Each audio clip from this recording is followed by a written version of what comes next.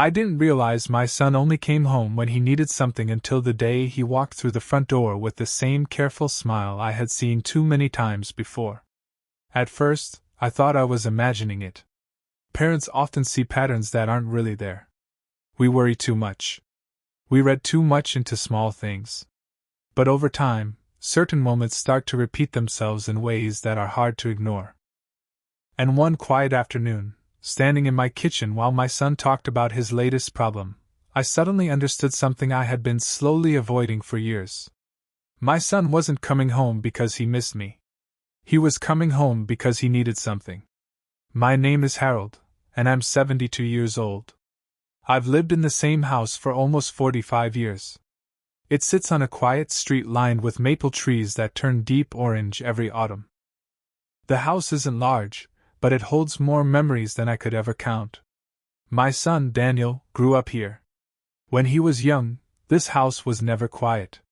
He was the kind of boy who filled every room with movement. Doors slammed, shoes landed in strange places, music played too loudly from upstairs. Back then, I used to complain about the noise. Funny how life changes your perspective. After Daniel graduated from college, he moved into an apartment across town. At the time, it felt like a natural step. Children grow up. They move out. That's how life works. And for a while, things stayed close to what they had always been. Daniel visited often in those early years. Sometimes he would stop by after work just to sit in the kitchen and talk while I made dinner. Other times he'd show up on Sunday afternoons with a bag of groceries or a movie he wanted to watch together. Those visits meant a lot to me, even though I probably didn't say it out loud. Parents have a strange habit of pretending they need less than they really do. The house still felt alive back then.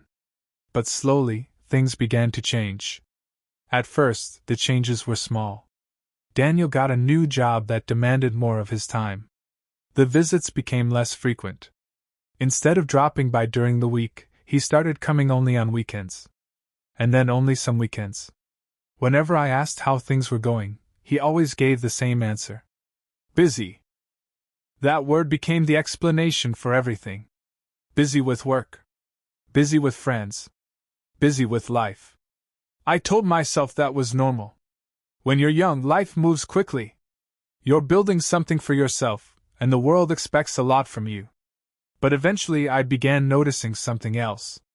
Whenever Daniel did come home, the visit always seemed to start the same way. He'd walk through the door with a certain tone in his voice.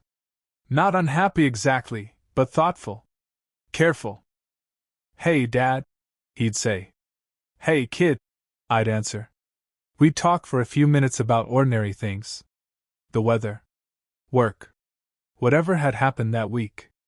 And then, sooner or later, the real reason for the visit would appear. Sometimes it was something simple. "Do you still have that ladder in the garage? I need to fix something in my apartment." Other times it was money. "Dad, I hate to ask, but I'm a little short this month." The first few times, it didn't bother me at all. Helping your child feels natural. That's what parents do. We spend years teaching our children how to stand on their own feet, but part of us is always ready to catch them if they stumble. So I helped whenever I could. I lent him tools. I gave him advice.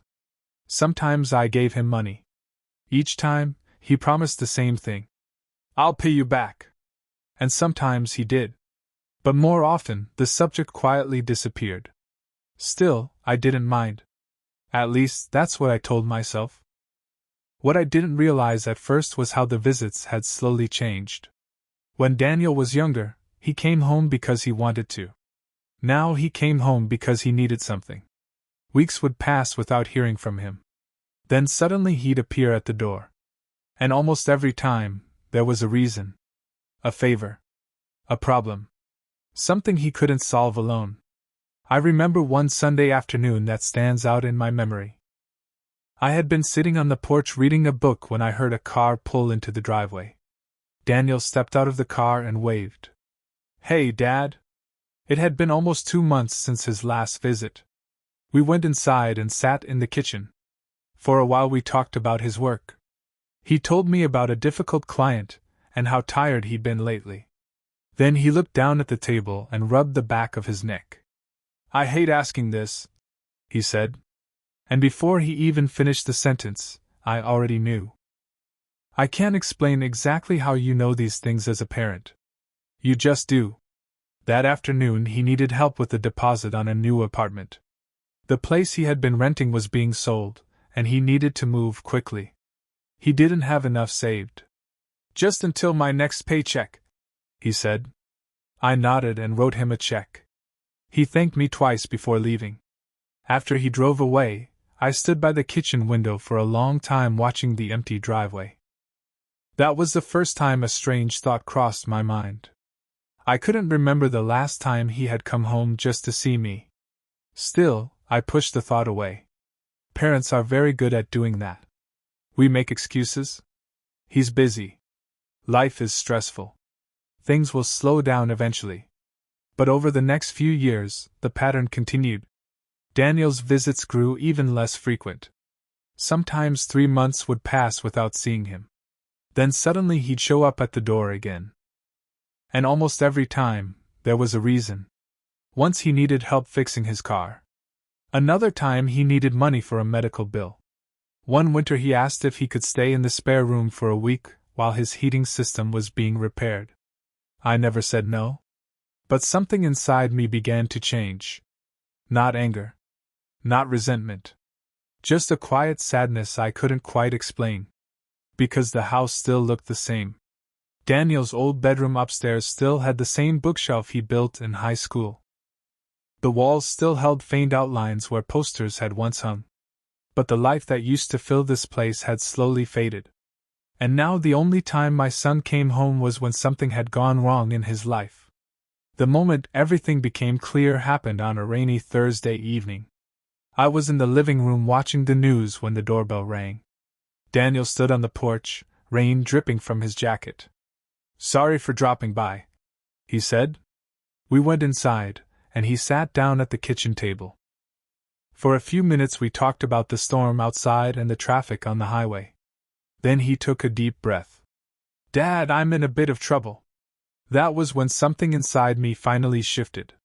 Because in that moment, I realized something painful but simple.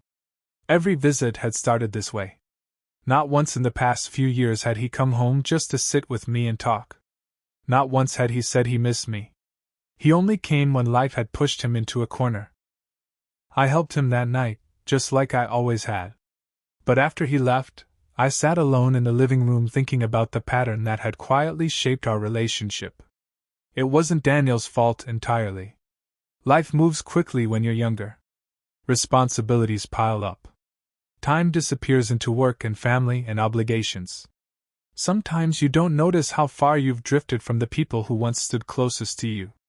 A few weeks later, Daniel called me. This time, his voice sounded different. "Hey Dad, are you home?"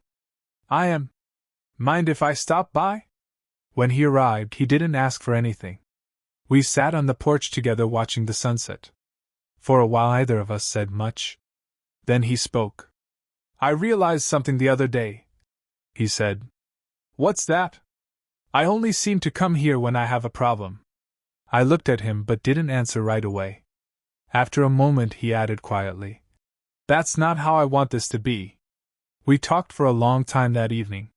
About work. About life. About how easy it is to lose track of the people who matter most when you're busy trying to keep everything together. I didn't tell him how many times I had noticed the pattern before he did. Some things don't need to be said. These days, Daniel still comes home sometimes when he needs help. But he also comes for other reasons. Sometimes we have dinner together. Sometimes he just sits on the porch with me while the sun goes down behind the trees. Those evenings remind me of something important. Children grow up and build their own lives. Their world expands in ways that don't always include us the way it once did. But if we're patient, if we keep the door open long enough, sometimes they find their way back. Not because they need something, but because they remember where home is.